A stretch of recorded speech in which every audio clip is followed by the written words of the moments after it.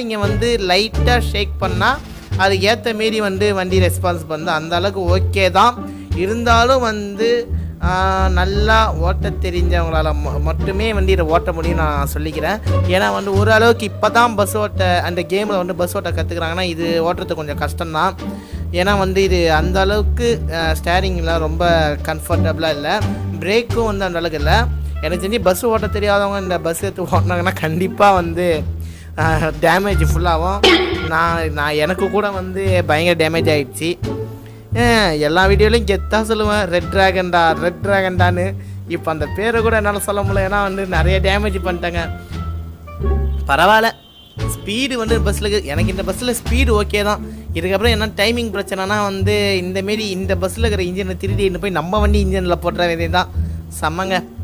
Okay, இப்போ நம்ம கடகான்னு போவோம். இந்த பஸ்ஸு வந்து லோக்கல் பஸ் இல்லை, அதனால் ஐயோ முடிஞ்சுதே, இப்போ தானே பாராட்டினேன்.